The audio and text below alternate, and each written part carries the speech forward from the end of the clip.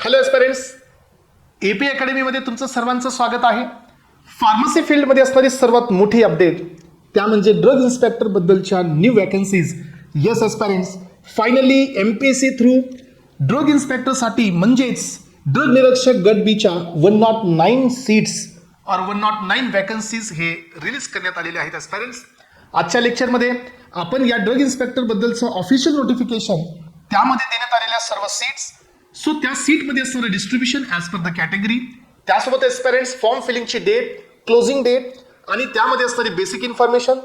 So त्यासोबतच एस्पिरंट्स आजच्या लेक्चरमध्ये आपण डिस्कस करणार आहोत सो बेसिक क्वालिफिकेशन आणि फॉर्म फिलिंग करण्यासाठी लागणारे रिक्वायर्ड डॉक्युमेंट्स याबद्दलची कंप्लीट इन्फॉर्मेशन आपण आजच्या लेक्चरमध्ये घेणार आहोत. Aspirants, so before starting to the session, तर एस्पिरंट्स एपी अकॅडमी थ्रू एक न्यू बॅच आपण ड्रग इन्स्पेक्टर्स साठी प्रिपेअर करणाऱ्या एस्पिरंटसाठी आपण लॉन्च करत आहोत. जो कोर्स 90 डेजचा प्रोग्राम असेल, ज्याच्या अंडरमध्ये live lectures with recorded backup तुम्हाला मिळेल. एस्पिरंट्स, पूर्ण technical plus non technical syllabus हा तुमचा या कोर्सच्या अंडरमध्ये कंप्लीट केला जाईल.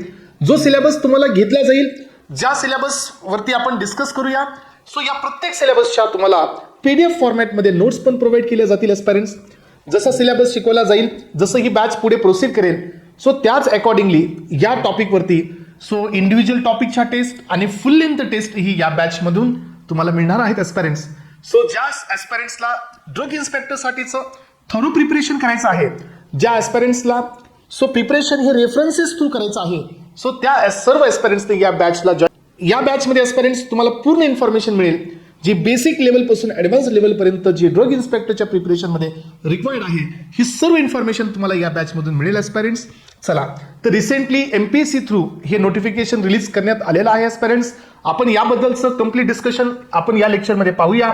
त्यामध्ये इथं तुम्ही पाहू शकता, so as per the category या सीट्सचं डिस्ट्रीब्युशन देण्यात आलेलं आहे. So total number of seats हे 109 आहेत, पण यांच्यामध्ये पुन्हा वापस डिस्ट्रीब्युशन तुम्हाला पाहायला मिळेल.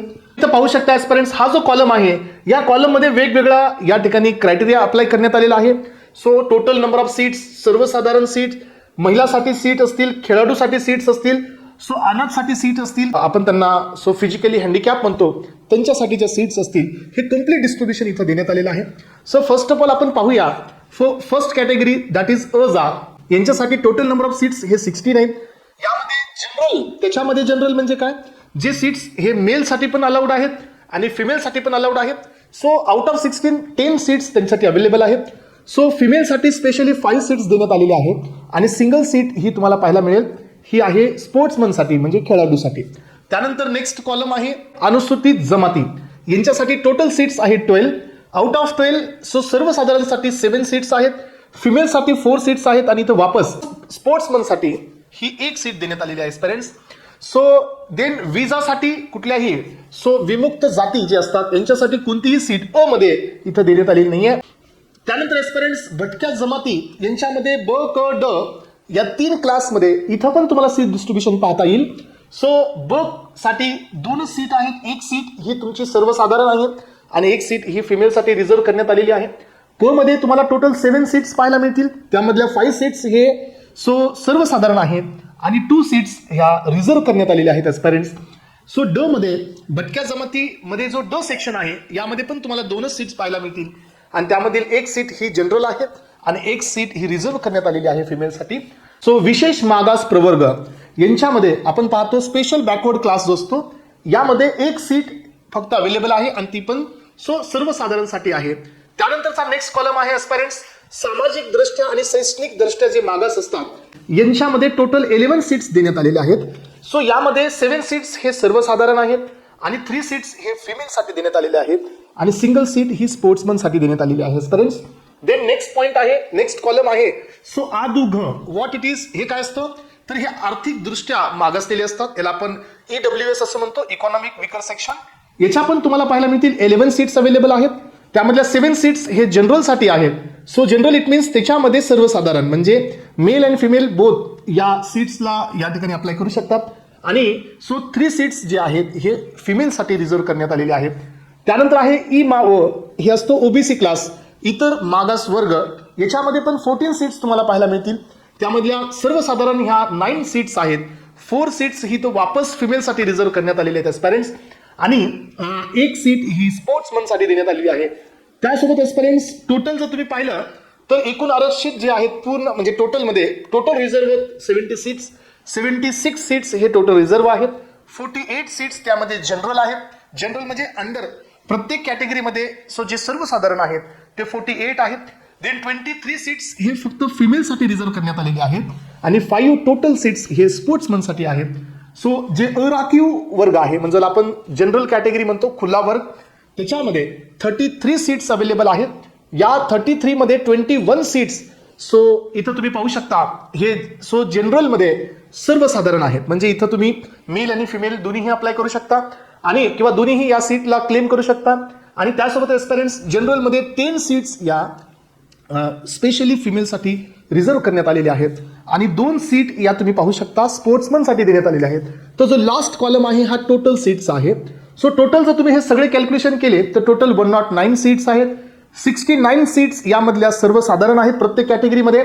33 सीट्स या फिमेलसाठी रिझर्व करण्यात आलेल्या आहेत आणि 7 सीट्स या तुम्ही पाहू शकता या 7 सीट्स स्पोर्ट्समनसाठी देण्यात आलेल्या आहेत.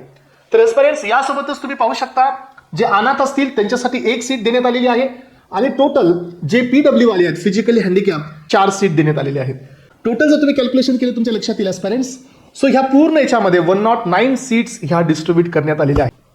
नेक्स्ट आहे जे ऍप्लिकेशनची जी सुरुवात आहे ही 1 ऑगस्ट पासून सुरू होत आहे आणि लास्ट डेट जी आहे ही 21 ऑगस्ट आहे.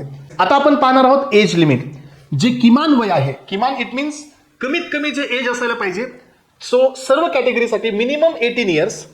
देन मॅक्सिमम जे आहे कमाल हे जनरल कॅटेगरीसाठी 38 इयर्स. मागासवर्गीय आदुक अँड अनाथसाठी जे एज आहे ते आहे 43 इयर्स. सर्वांसाठी 43 इयर्स आहे एक्सेप्ट पुढे जाऊन तुम्ही पाहू शकता जे दिव्यांग उमेदवार आहेत म्हणजे जे फिजिकली हँडिकॅप्ड आहेत त्यांच्यासाठी 45 इयर्स आहे.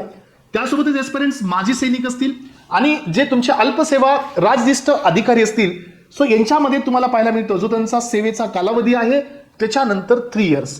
अशा प्रकारचं हे एज लिमिट इथं देण्यात आलेलं आहे. यानंतर आहे एस्पिरंट्स शैक्षणिक अर्हता म्हणजे बेसिक क्वालिफिकेशन डिटेल्स. तुम्हाला सर्वांना माहिती आहे एस्पिरंट्स की याआधी ड्रग इन्स्पेक्टरसाठी तुम्हाला एक वेगळ्या प्रकारचा शेड्यूल C आणि C1 मध्येचा एक्सपिरियन्स हा मॅन्डेटरी असायचा. पण आता जे डिसिजन देण्यात आलेलं आहे हे स्टुडंटच्या हितामध्ये आलेलं आहे किंवा स्टुडंटच्या फेवरमध्ये हे डिसिजन आलेलं आहे ते म्हणजे की ड्रग इन्स्पेक्टरसाठी इथून पुढे किंवा या पोस्टसाठी कुठल्याही प्रकारचा एक्सपिरियन्स हा मॅन्डेटरी नाही आहे. याचा अर्थ इव्हन बी फॉर्म फ्रेशर या ड्रग इन्स्पेक्टरच्या पोस्टसाठी अप्लाय करू शकतो. तो ही एक्झाम देऊ शकतो आणि जर तो विदिन मार्क्स जर येत असेल तर तो या एक्झामला क्वालिफाय ही करू शकतो. याचा अर्थ इथं एक्सपिरियन्स हा रिमूव्ह करण्यात आलेला आहे. आपण इथं पाहू शकतो बेसिक क्वालिफिकेशन आहे.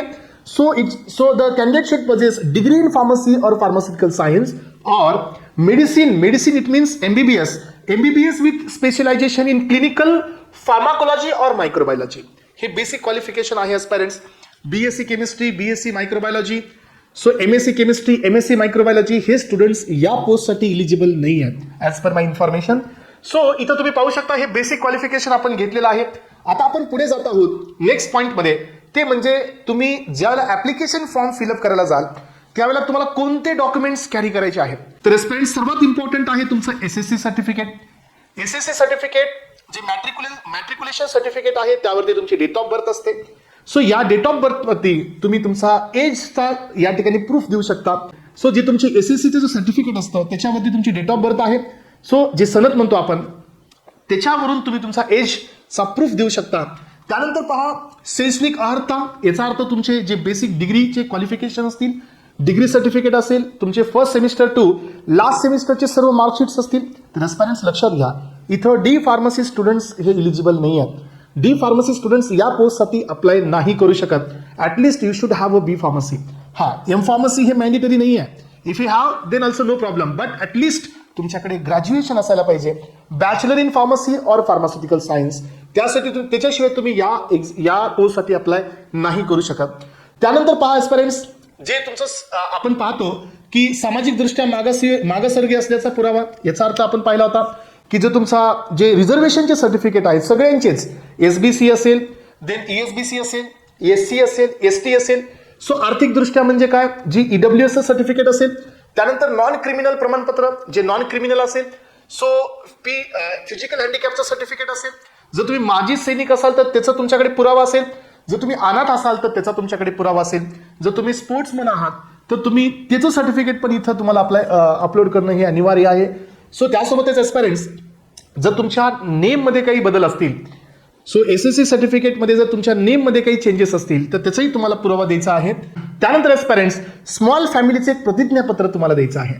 चला तर एस्पायरंट्स, यासोबतच आपण या नोटिफिकेशनमध्ये असणाऱ्या सर्व बेसिक इन्फॉर्मेशन बद्दल आपण डिस्कस केलेलं आहे एस्पायरंट्स, ज्यामध्ये सो सीट असतील, सीटचं डिस्ट्रीब्युशन असेल as per the category, then application form फिलिंगची जी डेट असेल, क्लोजिंग डेट असेल, पेमेंटची लास्ट डेट असेल, त्यासोबत बेसिक क्वालिफिकेशन आहे आणि या ॲप्लिकेशन फॉर्म फिलिप करत असताना लागणारे सर्व डॉक्युमेंट्स असतील एस्पायरंट्स.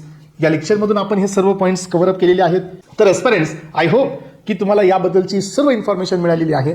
सो जो सिलेबस आहे एस्पायरंट्स, तो सिलेबस अजून तरी MPSCनी अपडेटेड सिलेबस हा रिलीज केलेला नाही आहे.